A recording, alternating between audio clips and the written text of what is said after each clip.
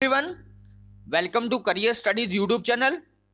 आज है 22 फरवरी 2022 और 22 फरवरी से करंट अफेयर के जितने भी क्वेश्चन बनेंगे हम इस वीडियो में कवर करेंगे और हर क्वेश्चन से रिलेटेड इंपॉर्टेंट फैक्ट भी मैं आपको बताऊंगा। तो पूरी वीडियो को ध्यान से देखिए। इस वीडियो की जो पीडीएफ फाइल है वो आप वीडियो के डिस्क्रिप्शन से डाउनलोड कर सकते हैं। तो चलिए स्टार्ट करते हैं आज के फर्स्ट क्वेश्चन से। एडिडास कंपनी का नया ब्रांड एम्बेसडर किस खिलाड़ी को बनाया गया है? एडिडास कंपनी ने हाल ही में अपना नया ब्रांड एम्बेसडर नियुक्त किया है, वो किस खिलाड़ी को नियुक्त किया है? Option A Saina Nehwal, option B PV Sidhu, option C Manika Batra या ऑप्शन डी सानिया मिर्जा। तो एडिडास कंपनी का जो नया ब्रांड एम्बेसडर बना है वो बना है मनिका बत्रा। मनिका बत्रा जो कि भारतीय टेबल टेनिस खिलाड़ी हैं, ठीक है। और यह एग्रीमेंट क्यों हुआ है?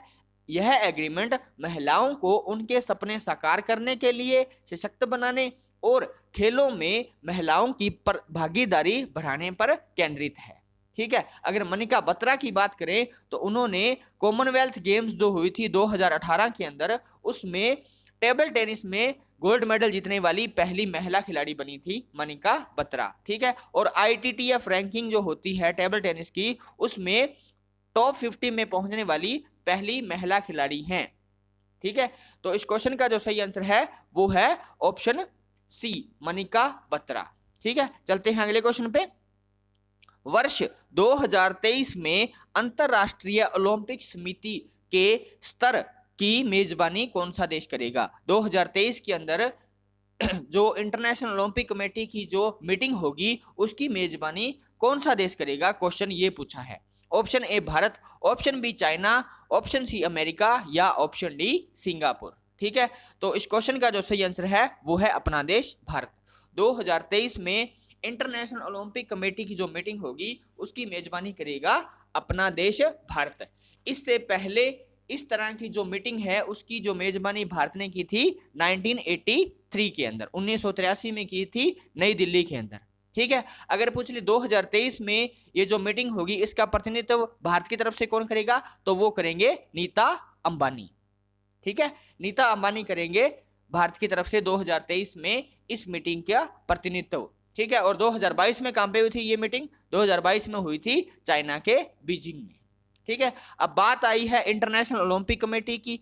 तो इंटरनेशनल ओलंपिक कमेटी की स्थापना कब हुई थी? 1894 के अंदर। और इसका हेडक्वार्टर कहां पे है? हेडक्वार्टर बहुत बार एग्जाम में पूछा जाता है। IOC का हेडक्वार्टर है लोजेन स्विट्जरलैंड के अंदर, ठीक है। और एट प्रेजेंट पे जो प्रेसिडेंट है IOC के वो हैं थॉमस बाक। थॉमस बाक हैं IOC के प्रेसिडेंट, ठीक है। तो इस क्वेश्चन का जो सही आंसर है वो है ऑप्शन ए भारत। चलते हैं अगले क्वेश्चन पे। हाल ही में किस महारत्न कंपनी को भारत की सबसे भरोसेमंद कंपनी के लिए पुरस्कार से नवाजा गया है? मतलब भारत की ऐसी कौन सी महारत्न कंपनी है जो सबसे भरोसेमंद है, ठीक है। तो इस क्वेश्चन का जो सही आंसर है वो है कोल इंडिया लिमिटेड।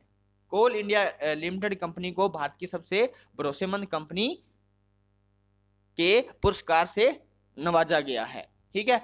और कोल इंडिया लिमिटेड को यह सम्मान कोलकाता में एसोचैम द्वारा आयोजित energy meet and excellence award समारोह में प्रदान किया गया।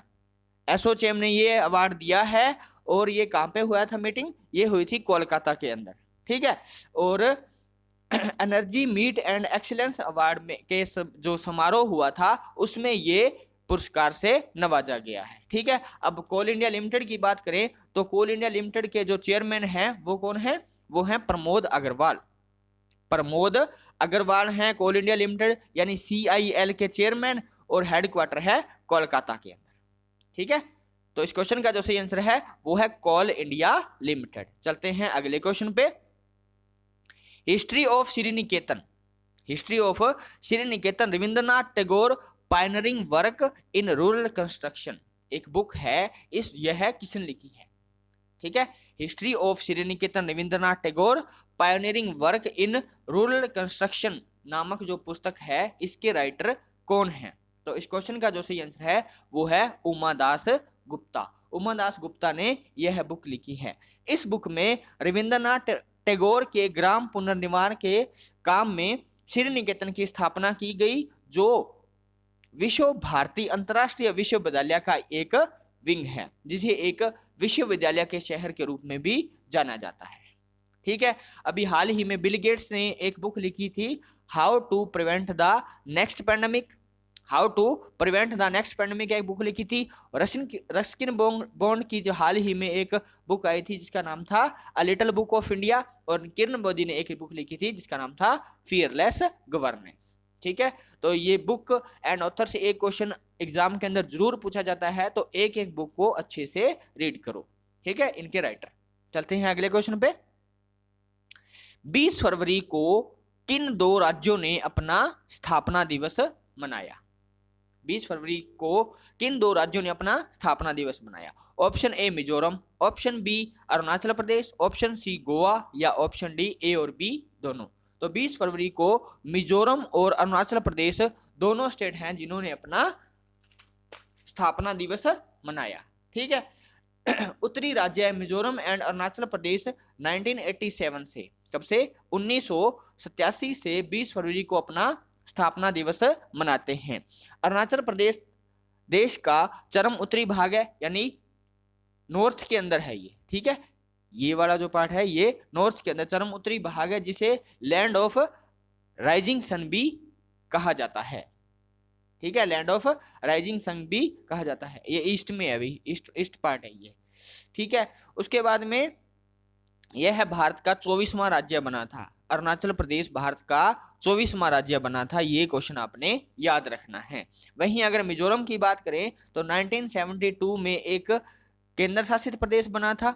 1972 में ये जो मिजोरम है इसको पहले केंद्र शासित प्रदेश बनाया गया था, और उसके बाद में इसे 53rd अमेंडमेंट एक्ट 1986 के तहत एक भारत का 23वां राज्य बनाया गया था। अब ये क्वेश्चन भी पूछ सकते हैं कि मिजोरम भारत का कौन सा राज्य, कौन से नंबर का राज्य बना था? तो वो बना था 23वां, और अरुणाचल प्रदेश बना था 24वां। ठीक है, तो इस क्वेश्चन का जो सही आंसर है वो है ऑप्शन डी, ए और बी दोनों। मिजोरम और अरुणाचल प्रदेश दोनों 20 फरवरी को अपना स्थापना दिवस मनाते हैं। चलते हैं अगले क्वेश्चन पे। हाल ही में हिलाल ए पाकिस्तान, सुपर इंपॉर्टेंट क्वेश्चन है ये।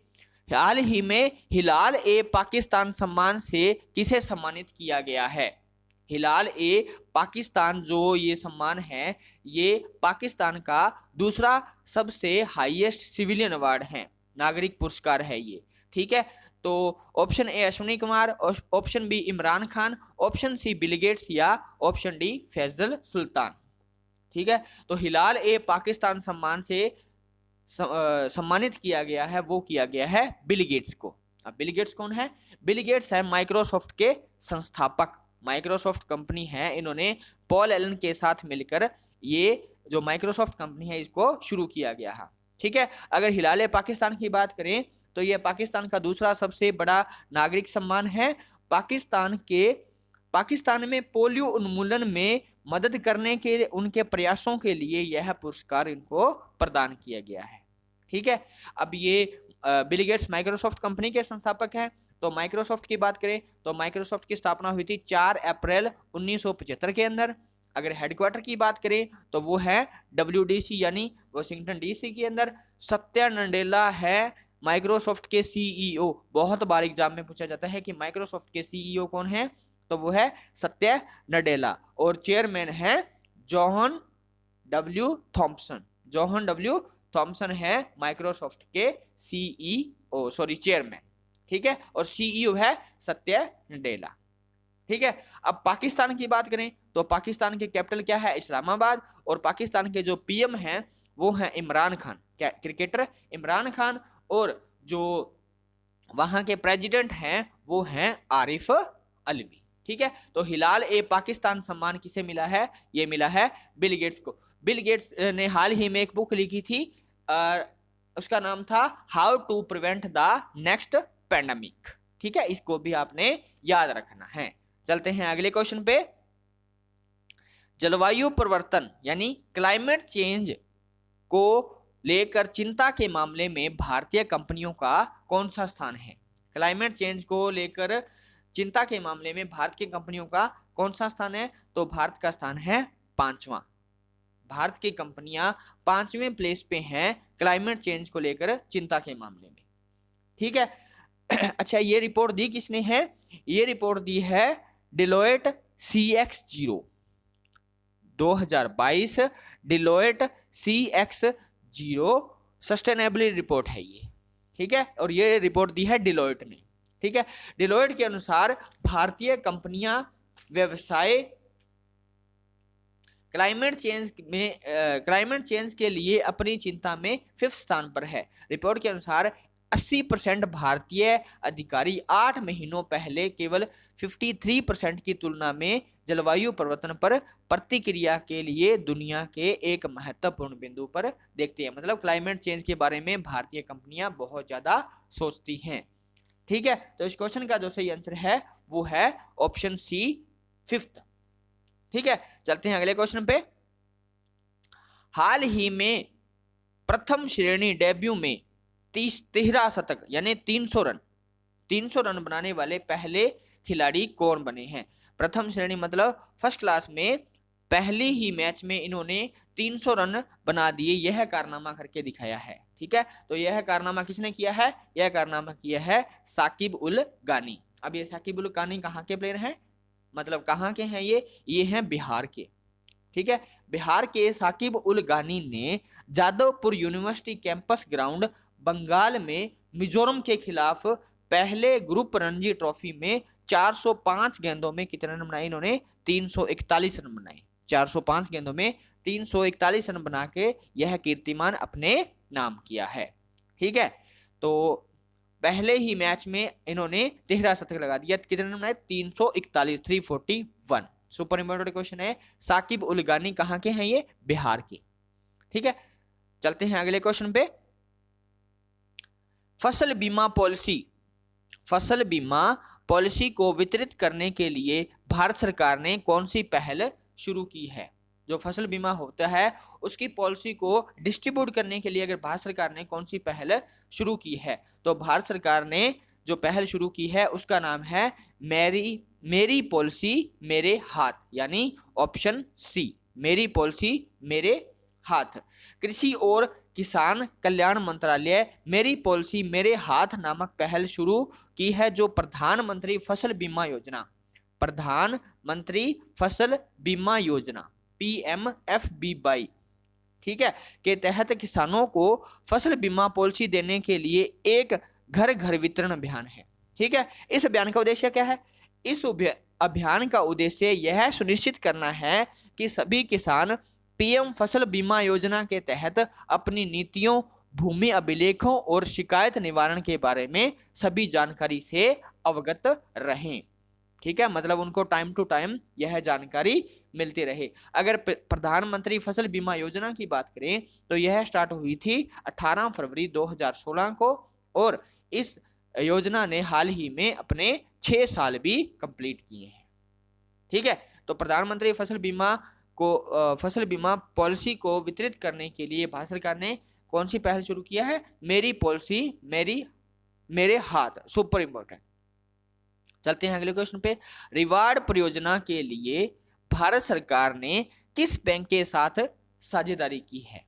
ठीक है, रिवार्ड यानी रिजुविनेटिंग थ्रो इनोवेशन